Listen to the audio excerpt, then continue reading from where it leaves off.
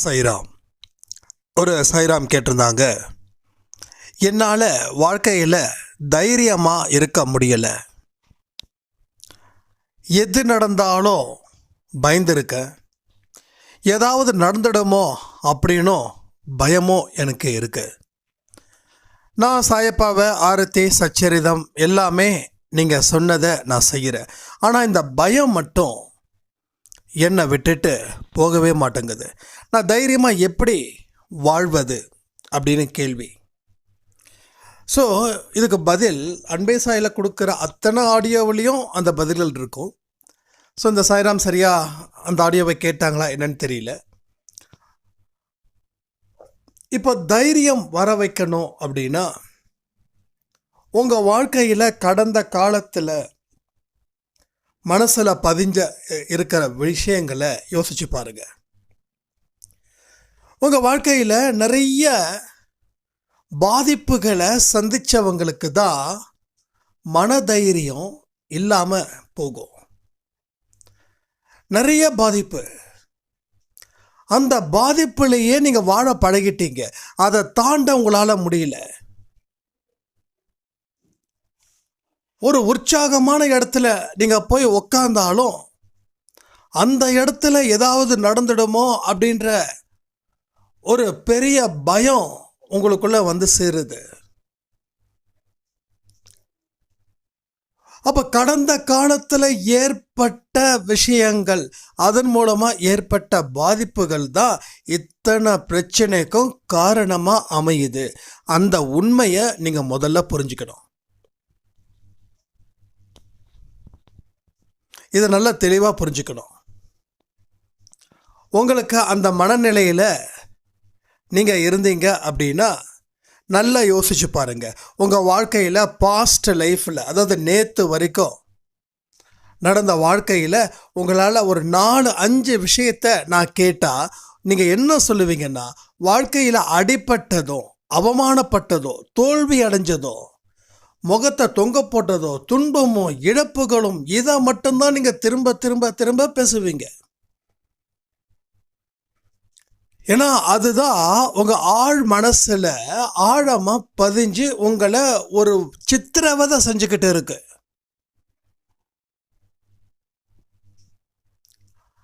முதல்ல அந்த பதிவுகளை அழிக்கணும். எப்படி அழிக்க முடியும்? எப்படி அழிக்கிறது? அதற்கு தான் உங்களோட மனசை கட்டுக்கோப்போட வச்சுருக்கணும். உங்கள் மனசில் எப்பப்பெல்லாம் அந்த நெகட்டிவ் தாட்ஸு எந்த நேரத்தில் வருதுன்றதை யோசிச்சு பாருங்க. உண்மையில் ஒரு விஷயம் சொல்லணும் உங்ககிட்ட. நான் ஒரு காலத்தில் கடன் வாங்கி பயந்த காலத்தில் ஃபோனை பார்த்தாவே எனக்கு ரொம்ப அலர்ஜிட்டிக்காக இருக்கும். யார் கூப்பிட்றான்னு தெரியாது, எதிர்முனையில் என்ன வார்த்தைகளை நம்ம கேட்கணும் அப்படின்னும் தெரியாது. கண்டிப்பாக கால் பண்ணவன் கண்டிப்பாக திட்டுவா, பாராட்டாவா போகிறான், ஏன்னா நம்ம தான் வாங்கியிருக்கோமே. அப்போது ஃபோனு வர்றதுக்கு முன்னாடியே ஃபோன் அடிக்கிற மாதிரி இருக்கும். ஒரு மனுஷன் திட்டுறதுக்கு முன்னாடியே நம்ம காதில் ஏதோ ஒரு திட்டுதல் விழுந்துக்கிட்டே இருக்கிற மாதிரி இருக்கும். நம்ம வீட்டில் உட்காந்துருப்போம், திடீர்னு ஒரு பைக் சவுண்டு நம்மளை நோக்கி வர மாதிரியும், அதில் எவனோ ஒருத்தன் பிரச்சனை செய்வதற்காக வர மாதிரியும் ஒரு ஃபீல். கடைசியில் பார்த்தா அவன் வேற வீட்டுக்கு போவான். ஆனால் அந்த வண்டி நம்மளை நோக்கி தான் வருது. நம்மளை இன்னைக்கு கையும் களவுமா பிடிக்க தான் போகிறாங்க, கடன் திருப்பி கொடுக்காம இருக்கிறதால. எனக்கு மான மரியாதை இன்னைக்கும் பறக்க போகுது. ஆனால் அந்த அன்னைக்கு பார்த்தா யாரும் வரமாட்டாங்க. அப்பாடா நிம்மதி அப்படின்னு நினச்சி நம்ம பெருமூச்சு விட்டு தூங்கலான்னு பார்த்தா நைட்டு 10-11 மணி பக்கமாக யாராவது கார் சவுண்டு கேட்கும். உடனே யாரோ வந்துட்டாங்க, 3-4 பேர். ஸோ என்ன பிரச்சனை அப்படின்னா, நாம் அந்த அளவுக்கு துன்பங்களால் பாதிச்சிருக்கோம். அந்த பாதிப்புகள் பதிவுகளாக ஆழ் மனசில் நிற்குது. அதன் மூலமாக தான் நமக்கு பயங்கள் அதிகரிக்குது. இதை நான் உணர்ந்துக்கிட்ட ஒரு தருணம் எப்படி இருந்துச்சுன்னா, நான் 2 விஷயத்த முடிவு பண்ணேன். ஒன்று, சாயப்பா அப்போ தான் உள்ள என் வாழ்க்கையில் வராங்க. 4 வேளை ஆரத்தியை சூப்பராக எடுத்தேன். என்னுடைய பயத்தை அந்த ஆரத்தி மூலமாக நான் என்னை ரெஃப்ரெஷ் பண்ணிக்கிட்டேன். நல்ல சத்தமாக பாடினேன். சாயப்பாட ஆர்டிக்கல் ஒவ்வொன்றும் கூர்ந்து கூர்ந்து கூர்ந்து கூர்ந்து படித்தேன். என் மனசை ஃபுல்லாக அவர்கிட்ட கொண்டு போய் சேர்த்தேன். அதனால் என் மனசில் இருக்கக்கூடிய அந்த எதிர்மறை எண்ணங்கள் கொஞ்சம் கொஞ்சமாக விலக ஆரம்பிச்சது. அதுக்கப்புறம் தைரியம் பிறந்துச்சு. ஸோ யாரெல்லாம் என் முன்னாடி வந்து நிற்கிறாங்களோ அவங்க முன்னாடி பேசணும், ஒழியக்கூடாது. அதாவது உங்களோட லாங்குவேஜில் சொல்லணுன்னா, எந்த பிரச்சனைகளையும் எதிர்த்து நிற்கணும். என்ன உயிராக போயிட போகுது, போனால் போகட்டும். என்னைக்கா இருந்தாலும் இந்த உயிர் போக தான் போகுது. 120 வருஷம், 200 வருஷம், 300 வருஷம் வாழ்ந்தாலும் வாழ முடியாது. வாழ்ந்தாலும் உயிர் போக தான் போகுது. அப்போ பயந்து பயந்து பயந்து போவதற்கு பிரச்சனைகளை எதிர்த்து நிற்போம். அது மூலமாக போனால் போகட்டுமே. நாமளாக வந்து தலையை வலுக்கட்டாயமாக கொடுக்கல. எதிரி நம்மளை அடித்தா திருப்பி அடிக்க முடியல, அவன் அடி பலம் அப்படின்னா கடைசியில் என்ன ஆகுமோ அது ஆகிட்டு போகுது. அந்த தைரியம், அந்த தில்லு எப்போ வந்துச்சுன்னா, என்ன அதை ஃபீல் பண்ண வைக்க ஆரம்பிச்சது. இப்படி பயந்து உக்காந்துட்டு இருக்கோம். உலகத்தில் இருக்கிற எத்தனை மனிதர்கள் எவ்வளோ தைரியமாக, எவ்வளோ கெத்தா வாழ்ந்துக்கிட்டு இருக்காங்க. ஆனால் நம்மால இப்படி பயந்து பயந்து வாழ்ந்துட்டு இருக்கோமே, இதெல்லாம் ஒரு பொழப்பா அப்படின்னு எனக்குள்ளேயே ஒரு வைராக்கியம் பெருகுச்சு. அப்போ பயந்தா வாழ்க்கை வாழ முடியாது அப்படின்ற ஒரு விஷயம் தெரிய ஆரம்பிச்சதுக்கப்புறம் அடுத்தது என்னன்னு யோசிக்கும் போது தான் அது 4 வேளை ஆரத்தி. இங்கே நீங்கள் நிறைய பயந்துருக்கலாம். ஸோ எதுக்கும் ஃபீல் பண்ணாதீங்க. இதெல்லாம் ஒன்று சும்மா ஒரு சின்ன குழந்தைங்க கிட்ட நம்ம சின்னதாக இருக்கும்போது நம்ம அம்மா அப்பா என்ன பண்ணுவாங்க பாரு, எதிர் வீட்டில் இருக்கக்கூடிய மாமா அவர் கருப்பு பெட்ஷீட்டை போட்டு ஒரு புள்ள பிடிக்கிறவர் மாதிரி அவர் ஆக்ட் பண்ணுவாங்க. நீ சாப்பிடலைன்னா அந்த புள்ள பிடிக்கிறவனை கூட்டுட்டு போயிடுவா. கூட்டுட்டு போயிட்டு உன்னை அடிப்பான், உன்னை கண்ணை நோண்டுவான்,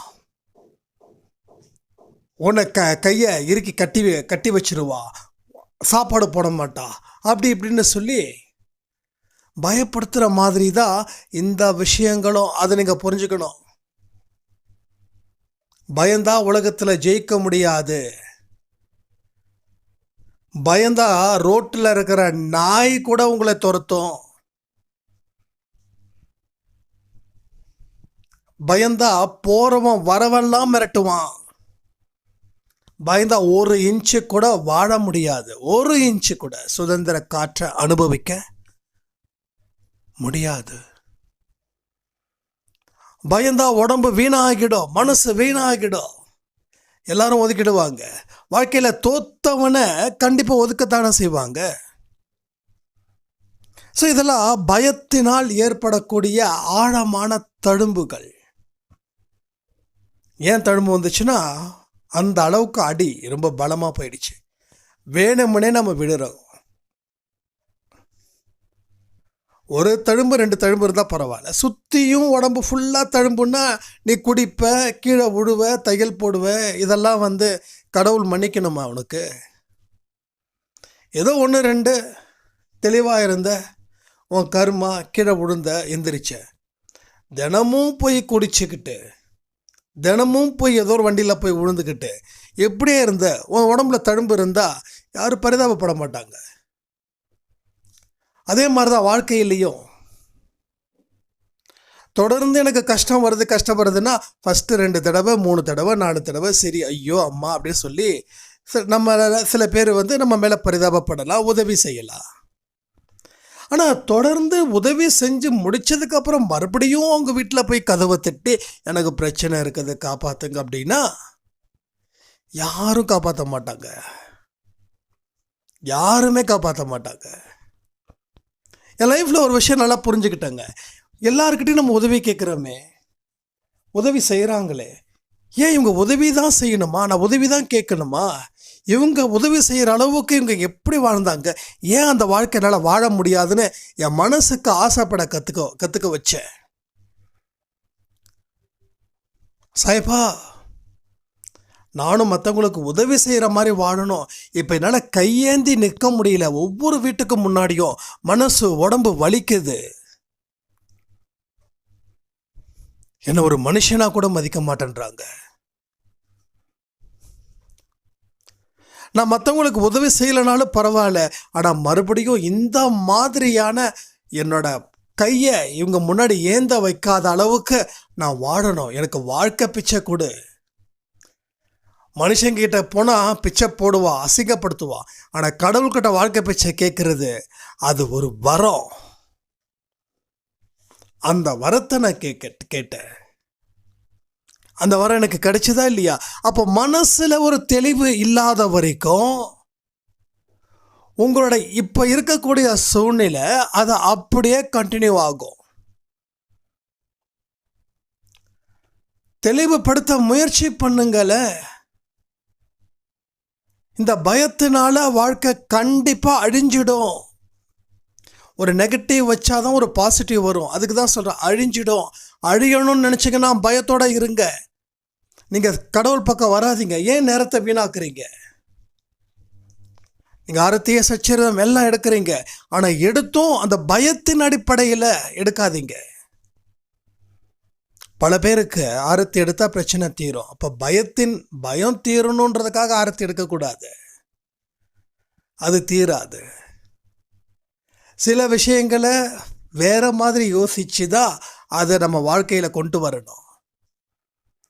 ஆரத்தின்றது என்னது? உங்கள் பிரச்சனை தீர்ப்பதற்கா? பிரச்சனை தீர்ப்பதற்கு இல்லை. அந்த ஆரத்தின்றது எதுக்காகனா உங்களுடைய மனசில் ஒரு நம்பிக்கையும் ஒரு உற்சாகத்தையும் ஏற்படுத்துவதற்காக. ரொம்ப சோகத்தில் இருக்கீங்க, ஒரு மூவிக்கு போகிறீங்க. மூவிக்கு போனால் உங்களுக்கு தைரியம் வந்துடுமா என்ன?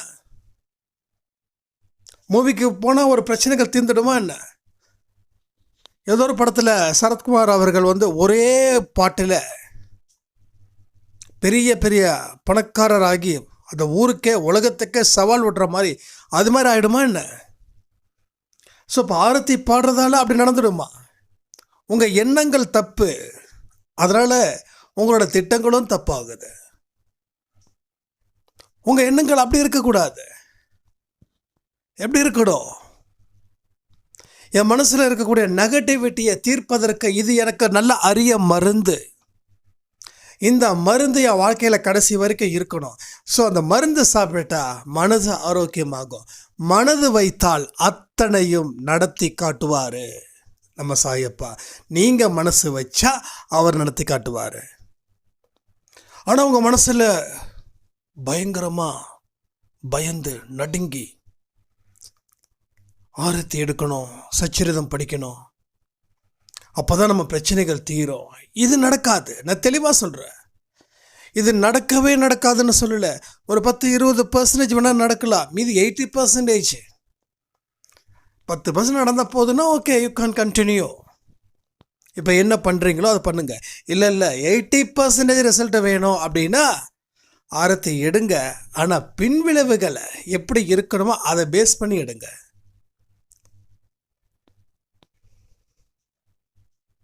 அதாவது நம்ம எண்ணங்கள் தான் செயல்களை உருவாக்குது.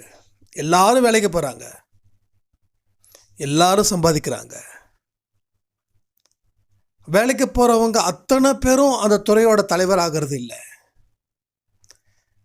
அப்போ 10 பேர் வேலைக்கு போகிறாங்கன்னா 2 பேர் நல்ல பெரிய அளவில் பாப்புலாரிட்டியாக இருக்காங்க, மீதி 8 பேர் ஆகலை. அந்த 2 பேரும் ஏன் ஆனாங்க? நம்ம சொல்லுவோம் அதிர்ஷ்டம்னு. இதை நீங்கள் சொல்லிக்கிட்டே இருந்தீங்கன்னா கடைசி வரைக்கும் இதே கதி தான் நம்ம உட்காந்துட்டு இருப்போம். அது அதிர்ஷ்டம் இல்லை, அது அவன் உழைப்பு. சில பேர் அது கைராசின்னு சொல்லுவாங்க. கைராசியும் கிடையாது, முகராசியும் கிடையாது, அதுக்கு மற்ற ராசியே கிடையாது. உழைப்பு, உழைக்கணும், முன்னேறணும் அப்படின்ற ஒரு துடிப்பு, ஒரு சுறுசுறுப்பு, எல்லாத்தையும் நம்பிக்கையோட பார்க்கக்கூடிய ஒரு பக்குவம். அது மூலமாக தோல்விகள் வந்தாலும் அதை சரி பண்ணியிருக்கக்கூடிய தைரியம், இது எல்லாமே இருக்கிறதால தான் அவங்க அந்த இடத்துல போய் நிற்கிறாங்க. அது இல்லாமல் இருக்கிறதால தான் நாம் அதே இடத்துல நின்று அவர்களை வேடிக்கை பார்த்துக்கிட்டு இருக்கோம். ரிலையன்ஸ் அம்பானி அவங்க எப்படி தொழில் தொடங்கினாங்க? அவங்களோட பேக்ரவுண்டு ரொம்ப வீக்காக இருந்தது. ஏன்னா இந்த அம்பானியை பற்றி 2-3 பேர் என்கிட்ட சொன்னதை வச்சு நான் சொல்கிறேன். எப்படி நடந்தது? அதே மாதிரி இந்தியாவுக்கு சுதந்திரம் கிடைக்கிறதுக்கு எத்தனை பேர் பாடுபட்டாங்க? கடைசியில் யார் முடிச்சு வச்சா? எல்லாரும் உழைச்சாங்க, நான் இல்லைன்னு சொல்ல. ஆனால் இவர் மட்டும் எப்படி எக்ஸ்ட்ரா உழைச்சாரு? இன்னொன்று உடல் பலம் ஜாஸ்தியா? நம்ம மகாத்மா காந்தி அவர்களை சொல்கிறேன். இல்லை முகராசி ரொம்ப ஜொலிச்சுதா? இல்லை இவருக்கு பின்னாடி பல இராணுவம் இருந்துச்சா? அவர் பார்த்தீங்கல்ல எப்படி இருக்காருன்னு. அப்படிப்பட்ட மனிதர் இவ்வளோ பெரிய சுதந்திரத்தை வாங்கி கொடுத்துருக்காங்கன்னா அதை நம்ம என்னன்னு சொல்லுவோங்க? ஏன்னா ராசியா, முகராசி, கைராசி அப்படி இல்லைங்க, அப்படி இல்லை. எந்த ஒரு விஷயத்தையும் ஆழமாக யோசித்து காலடி எடுத்து வச்சாரு. 2வது முடியும்னு சொல்லி நம்பிக்கை வச்சாரு. அதற்கு தகுந்த மாதிரியான பிளான் பண்ணார். அதுக்கு தகுந்த மாதிரியான மனிதர்களை உருவாக்குனார். அத்தனை மனிதர்களை காந்த மாதிரி எடுத்தார். ஏன் நம்மளால் எந்த மனுஷனை ஈர்க்க முடியல? ஏன் ஈர்க்க முடியல? உங்களால் 10 பேரை ஏன் ஈர்க்க முடியல? கமெண்ட் பண்ணுறீங்களா? அந்த காந்த சக்தி இல்லை, அந்த பாசிட்டிவிட்டி இல்லை. காந்தம் இருந்தால் இரும்பை ஃபுல்லாக எடுத்துக்கும். அந்த காந்தம் இல்லைன்னா அந்தந்த இரும்பு துகள்கள் அது அங்கங்கே தான் இருக்கும். அப்போ அந்த பாசிட்டிவிட்டி இல்லை. அதனால தான் மக்கள் உங்களை வெறுக்க ஆரம்பிக்கிறாங்க. எப்போ பார்த்தாலும் சதா புலம்பிக்கிட்டே தான் இருப்பாங்க. வேண்டாம், அவங்க ஃபோனையும் அட்டன் பண்ணாத, அவங்க வீட்டு பக்கம் போகாத, உன் வீடு அவங்க வீட்டு பக்கமாக இருந்தால் சுற்றிக்கிட்டு போ, அவங்க கண்ணில் நீ படாத. இப்படி தான் அந்த டாக் இருக்கும். எப்போ நீங்கள் பயந்து எதையுமே செய்யாமல் ஒவ்வொரு மனுஷங்க கிட்டையும் உதவின்னு கேட்கும் போது, இப்பயும் சொல்கிறேன், சாயப்பா அவங்கள கையேந்த வைக்க விடலை. தயவு செய்து புரிஞ்சுக்கோங்க. நான் ரொம்ப ஆழமாக கெஞ்சியும் கேட்டுக்கிறேன். அவர் உங்களை நடுத்தெருவில் விடலை. உங்களை ஒய்யாரமாக வாழ வைக்கணும்னு அவர் ஆசைப்படுறாரு.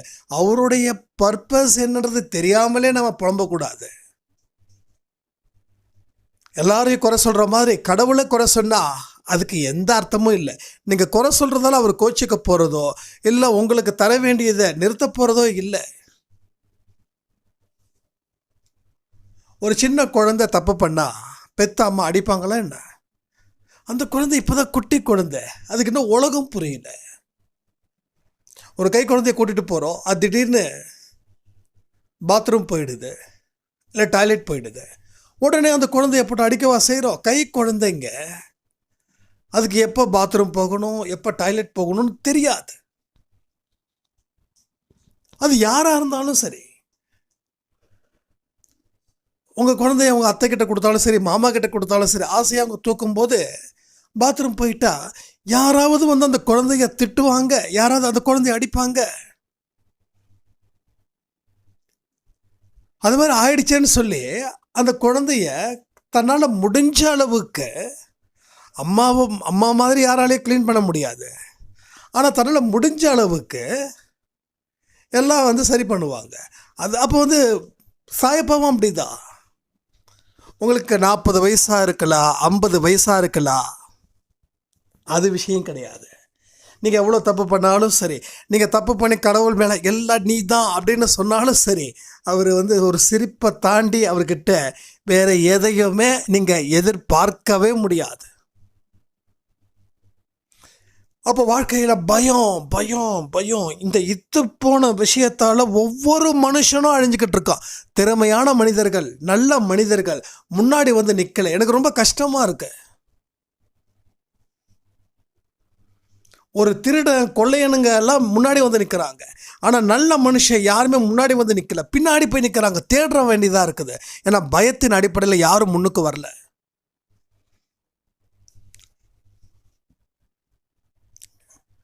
இதெல்லாம் யோசிக்கணுமா இல்லையா? நானும் தான் ஆடியோ கொடுத்துக்கிட்டே இருக்கேன். தொண்டை சில இடத்துல வலிக்குதுங்க. நம்ம குடும்பம் ரொம்ப சிறப்பாக இருக்கணும்.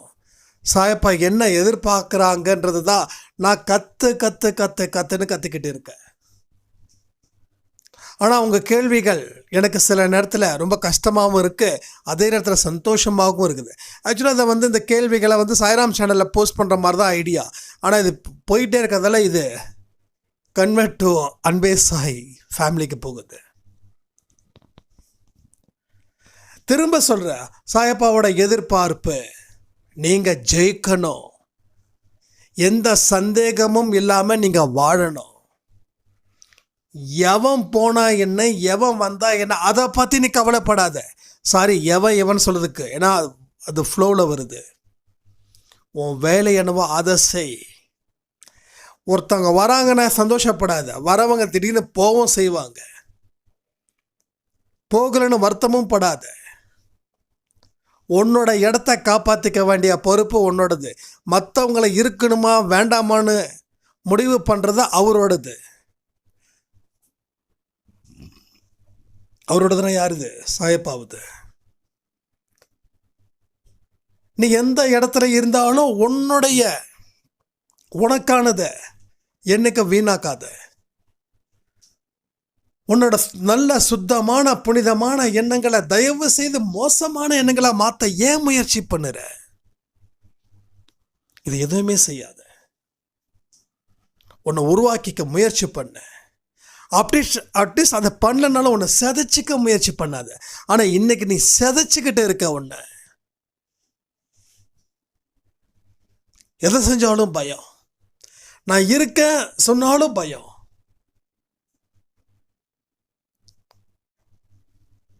இப்படி தொடர்ந்து பயம் பயம் பயம். ஒரு சாய்ராம் சொன்னாங்க, ஏதோ ஒரு நல்ல விஷயத்தை ஆரம்பிக்க அது சாயப்பாவோட அருளால் நடக்குது. அவங்க என்கிட்ட கேட்டுக்கிட்ட ஒரு விஷயம் என்ன தெரியுமா? எல்லாம் நல்லபடியாக முடிஞ்சிடுச்சுன்னா பரவாயில்ல. அது என்ன எல்லாம் நல்லபடியாக முடிஞ்சிடுச்சுன்னா பரவாயில்ல, நல்லபடியாக தானே முடியுன்ற நம்பிக்கை எங்கே போச்சு? ஏன் பாசிட்டிவ்ல கூட ஒரு நெகட்டிவ் எதுக்கு சேர்க்குறீங்கன்னு கேட்குறேன். எதுக்கு சேர்க்கணும்?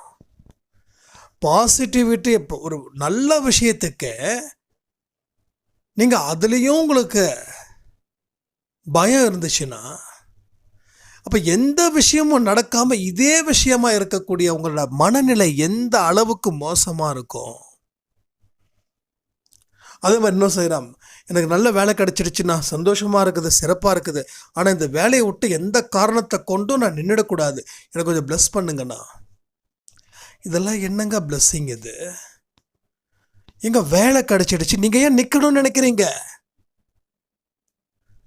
அப்போ நீங்கள் வந்து குவாலிஃபைடு இல்லையா?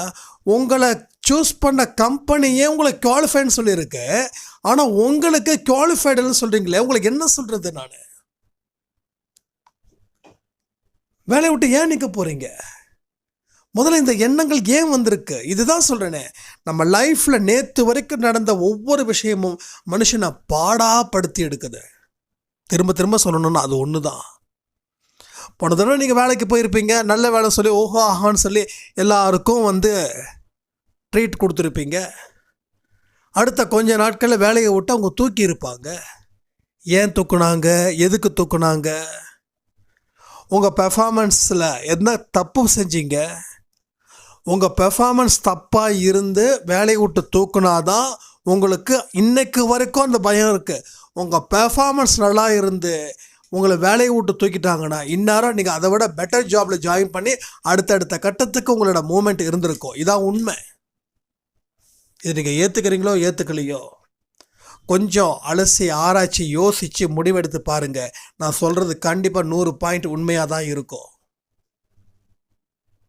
அப்போ எதையுமே நம்ம சிறப்பாக செய்யலைன்னா யாரும் வச்சு அழகு பார்க்க மாட்டாங்க, அவுட்டு தான். எல்லாமே நம்ம அம்மா அப்பாவாக இருக்க முடியாதுல்ல. ஒருத்தர் மாதம் 20,000 சம்பளம் கொடுக்குறான் அப்படின்னா அவனுக்கு என்ன எதிர்பார்ப்புகளை நீ பூர்த்தி செஞ்ச? 20,000 சும்மா கொடுத்துருவாடா? 20,000 சம்பாதிக்கிறது எவ்வளோ பெரிய விஷயம் தெரியுமா? உங்களால் லாபம் இல்லைன்னா நீங்கள் தேவையில்லை. அப்போ நீங்கள் தேவையில்லைன்றதுக்காக, உங்களை துரத்தி விட்டாங்கன்றதுக்காக அடுத்த வேலை கிடைச்சும் இதே மாதிரியான மனநிலையில் இருந்தால் மறுபடியும் இந்த வேலையில் நீங்கள் கண்டினியூ பண்ண மாட்டீங்கன்றது உங்களை வச்சு நான் ஈஸியாக தெரிஞ்சுக்கலாமே. ஸோ மனதைரியம் அது இல்லைன்னா எவ்வளோ பெரிய ஒரு சவால்களையும் உங்களால் சத்தியமாக சமாளிக்க முடியாது. சாயப்பாவே நேராக உங்கள் வீட்டில் உங்கள் கண்ணுக்கு முன்னாடி ரத்தமும் சதையும் உணர்வுமா உங்கள் முன்னாடி உட்காந்துருந்தா கூட, நான் இருக்கிறேன்னு சொன்னால் கூட உங்களுக்கு அந்த மனதைரியம் இல்லைன்றதால எதையுமே உங்களால் திருப்திகரமாக செய்ய முடியாத அளவுக்கு உங்கள் நிலைமை ரொம்ப மோசமாகும்.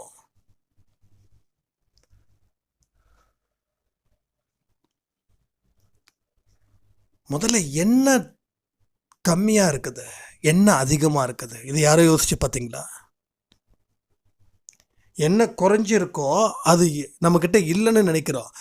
குறைஞ்சிருக்கிறதுக்கு காரணமே அதை அதிகப்படுத்தணுன்ற ஒரு விஷயம் கூட இன்னமும் நமக்கு தெரியல.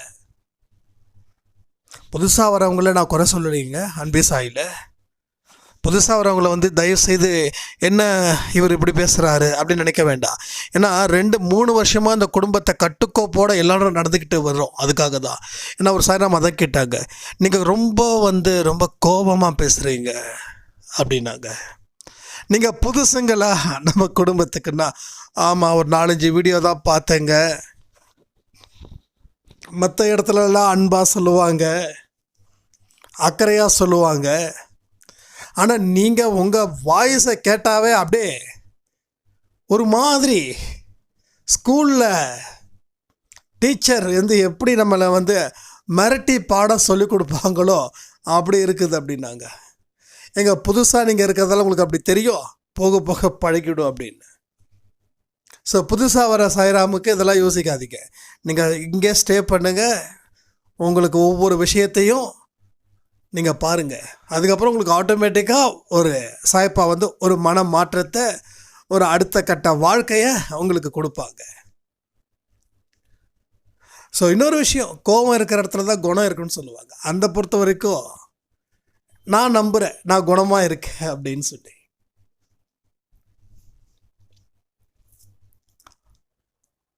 ஸோ இந்த மாதிரி ரொம்ப சாஃப்டாக பேசி அது நமக்கு செட் ஆகாது. நமக்கு என்ன வருமோ அதை மட்டும் நம்ம பேசினா போதும்னு சாயப்பா சொல்லி கொடுத்துருக்காங்க. அது நான் பேசுகிறேன், அவ்வளோதான். அப்போ என்ன மனம், என்ன பலம், என்ன பலகீனம் யாருக்கும் தெரியலைங்க. இப்போ நான் கேள்விகள் கேட்குறேன், எத்தனை பேர் பதில் சொல்கிறீங்கன்னு பார்க்கலாமா?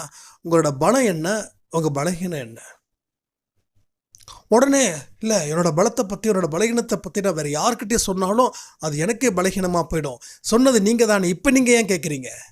இங்கே இதை பாருங்கள், உங்கள் கூட பழகிறவங்களுக்கு, உங்கள் கூட தொடர்பில் இருக்கிறவங்களுக்கு, உங்கள் குடும்பத்தில் இருக்கிறவங்களுக்கு, உங்கள் தொழில் ரீதியாக இருக்கிறவங்களுக்கு தான் தெரியக்கூடாது. ஓகேவா? எங்கெங்கெல்லாம் உங்களுக்கு உங்களை மக்கள் ரொம்ப எதிர்பார்க்குறாங்களோ அங்கே உங்கள் பலமும் பலகீனமும் தெரியாமல் பார்த்துக்கோங்க. ஆனால் இது சாயப்பாவோட ஃபேமிலி. இந்த ஃபேமிலியில் கற்றுக்க வேண்டியது நிறைய இருக்குது. இது ஒரு ட்ரைனிங். இங்கே ட்ரைனிங் சாயப்பா கொடுக்குறாங்க. இங்கே எல்லோரும் சேர்ந்து நல்ல பயிற்சியை எடுத்துக்கிட்டு வாழ்க்கையில் ப்ராக்டிக்கல் லைஃப்பை வாழ்வதற்கு உண்டான முயற்சிகளை நாம் இங்கே எடுத்துக்கிட்டு இருக்கோம். அதனால் நீங்கள் தாராளமாக உங்களோட கமெண்ட்ஸை பதிவிடலாம். அதுக்கு உங்கள் இதை வச்சுக்கிட்டு ஓகே உங்கள் ஃபோன் நம்பர் இங்கே யாருக்கும் தெரியாதுங்க. யாருக்கு தெரியும்? எல்லாருக்கும் தெரியுமா நான் ஃபோன் நம்பர்ஸில் யாருக்கும் தெரியாது. நிறைய பேர் அந்த யூடியூப் அந்த பேரை பார்த்தீங்கன்னா எனக்கு சில பேருக்குலாம் தெரியாது. ஆனால் அவங்க கமெண்ட் படிக்கும்போது இவங்கன்னு தெரியும். சில பேர் யூசர் ஐடி என்னமோ சம்திங் வரும். இது மாதிரி எனக்கு தெரிஞ்ச ஒரு 20-30 பேர் தான் அந்த ரியல் நேமில் அந்த லாகின் பண்ணியிருப்பாங்க.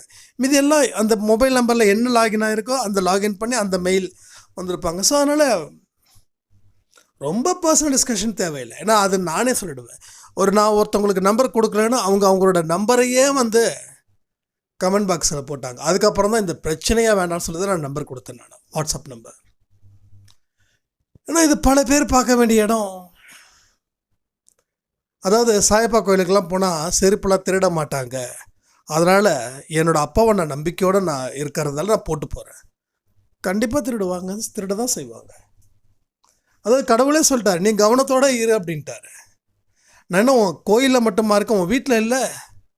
இப்போ வீட்டை ஏன் பூட்டிகிட்டு போகிறேன்? வீட்டை திறந்துட்டே போ. நம்ம செய்வோமா? நல்லா புரிஞ்சுக்கோங்க.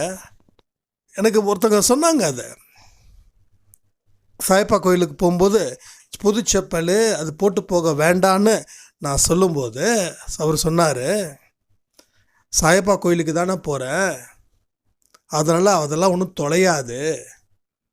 நீங்கள் சாயப்பா மேலே இவ்வளோ தூரம் பைத்தியமாக இருந்து நம்பிக்கை இல்லாமல் இருக்குது அப்படின்னாரு. நான் ஒன்று தான் சொன்னேன், சரி ஓகே போட்டுட்டு வீட்டுக்கு வெளியில் லாக் பண்ணும்போது ஏன் லாக் பண்ணுறீங்கன்னு கேட்டேன். கோயிலுக்கு போகிறல்ல அப்படின்னாங்க. இல்லை அங்கே இருக்கிற சாயப்பா நம்ம வீட்டில் பூஜை ரூமில் இருக்கார் இல்லை அப்படின்னு. ஆமாம் இருக்காங்கண்ணா. ஸோ இங்கே சாயப்பா ஏன் பார்த்துக்க மாட்டார்? ஏன் நம்ம பூட்டணும்? ஏன் கதவை சாத்தணும்? கதவு திறந்தே இருந்தால் இருந்துட்டு போகுது. சாயப்பா இருந்தால் இருக்கார் இல்லை அப்படின்னா அது எப்படி? அதான் ஏதாவது நம்ம மூட நம்பிக்கைக்கு எதிரான மனிதர்களா? மூட நம்பிக்கை ஆதரித்தோம் நம்ம முடிஞ்சோம். அப்போ ஒரு விஷயத்தை யோசிக்கணும். எல்லா பக்கமும் நல்லதும் இருக்கும், எல்லா பக்கமும் கெட்டதும் இருக்கும்.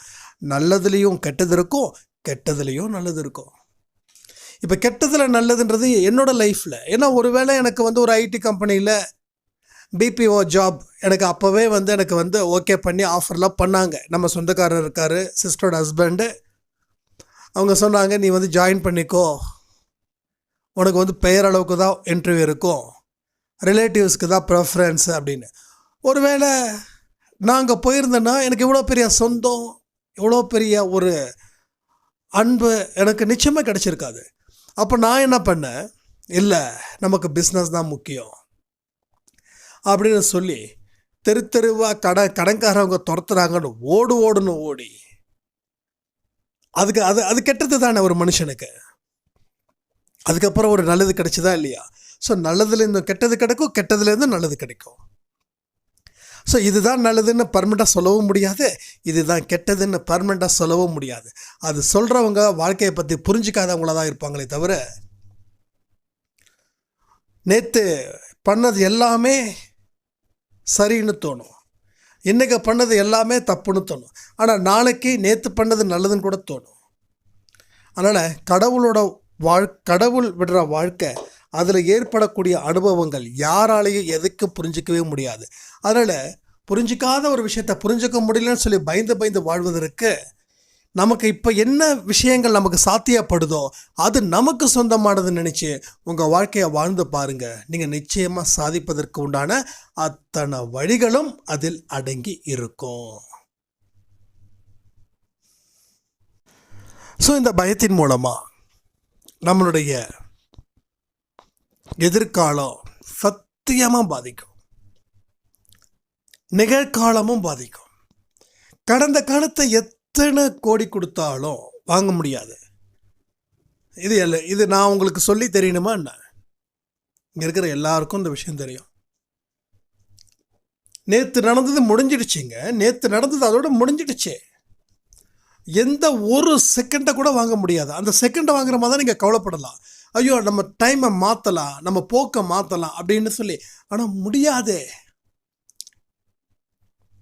முடியாத விஷயத்த நீங்கள் முடியணும்னு நினைக்கிறதால தான் இன்னைக்கு வரைக்கும் அந்த இடத்த விட்டு உங்களால் வெளியில் வர முடியல. அது புரியுதா உங்களுக்கு? இந்த நிமிஷம் வரைக்கும் வெளியில் வர முடியல.